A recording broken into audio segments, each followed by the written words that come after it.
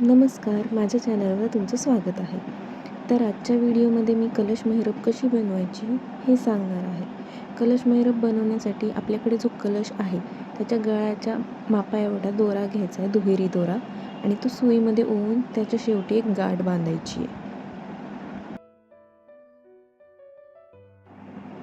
अशा प्रकारे गाठ बांधून झाल्याच्या नंतर आपण जेवढ्या मापाचा दोरा घेतला आहे ते पूर्ण दोऱ्यामध्ये पांढरी मोती ओवून घ्यायची आहेत. 5 mm या साईजची मी पांढरी मोती वापरते इथे. तर आपल्याला या दोऱ्यामध्ये पूर्ण पांढरी मोती ओवून एक लाईन तयार करायची आहे.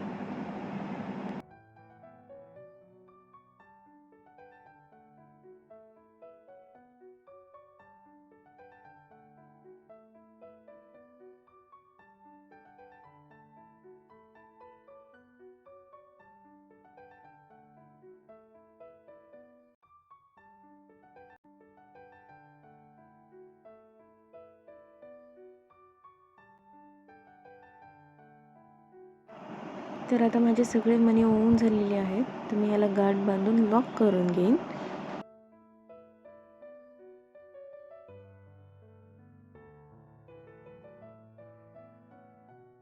इथे मी दोन्ही साईडच्या शेवटला थोडीशी जागा सोडून गाठ बांधत आहे, जेणेकरून जेव्हा मला ही मेहरब कलशला लावायची असेल तेव्हा मी याच्यातून दोरा घालून सहजपणे बांधू शकेन.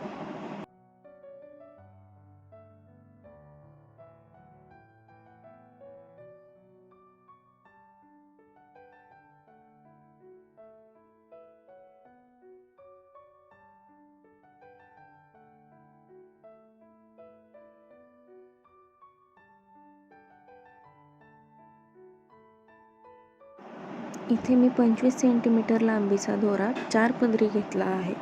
वापरताना मी तो एकेरीच वापरणार आहे.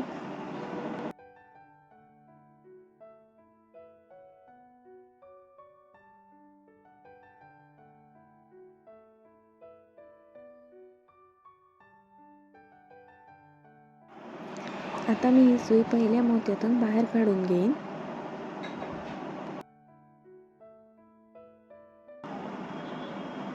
तर आता मी पहिल्यांदा एक गोल्डन मोती घालणार आहे, त्यानंतर 5 पांढरी मणी घालणार आहे. गोल्डन मणी आणि पांढऱ्या मण्याची साईज 4 mm आहे.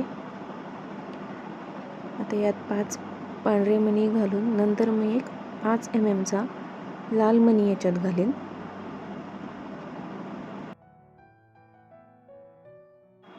आता मी इथे 5 mm साईजचा एक लाल मणी घातला आहे.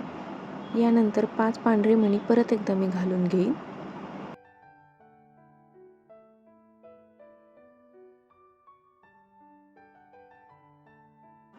असे माझे 5 मणी घालून झाल्याच्या नंतर एक गोल्डन मोती, मग एक पांढरा मणी, मग एक पिवळा मणी आणि मग परत एक पांढरा मणी घालून मी गोल्डन मोत्यातून सुई बाहेर काढणार आहे. आणि त्यानंतर परत सेम 5 पांढरे मोती, एक लाल मणी, परत 5 पांढरे मणी आणि एक गोल्डन मणी असे करून मी ते विणून घेणार आहे.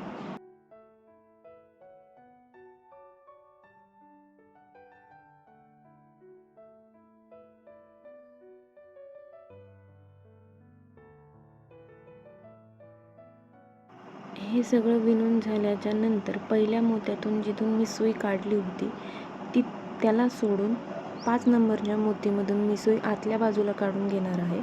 5व्या नंबरच्या मोतीमधून जेव्हा सुई काढेन त्याच्यानंतर 2 मोती सोडून तिसऱ्या मोत्यामधून मला सुई काढून घ्यायची आहे. सुई काढून घेतल्याच्या नंतर एक गोल्डन मणी, 4 पांढरे मणी आणि परत एक गोल्डन मणी घालून मी शेवटच्या पांढऱ्या मोत्यातून परत सुई काढून घेईन.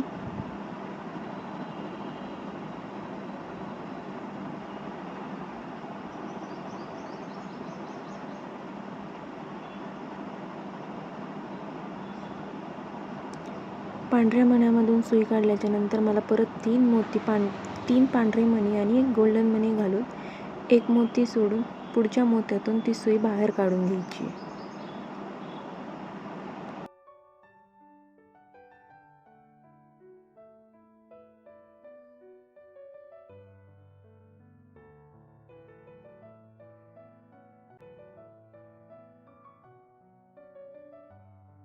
अशा प्रकारे माझ्या महिरपीचा एक पदर तयार झालेला आहे.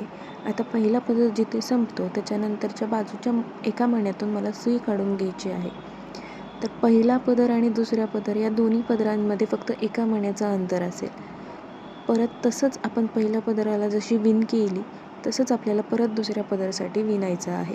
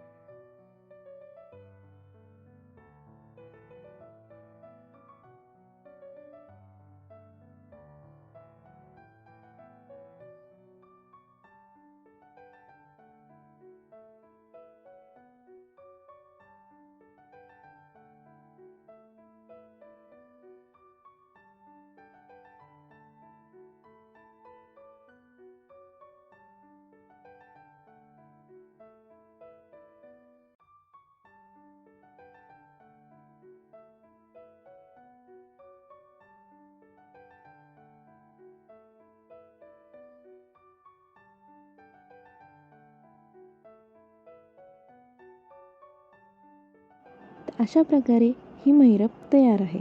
इथे मी शेवटी हुक लागते ज्यामुळे ती महिरप बांधण्यासाठी सोपे जाईल. जर तुम्हाला हा व्हिडिओ आवडला असेल तर कमेंट करून मला नक्की सांगा.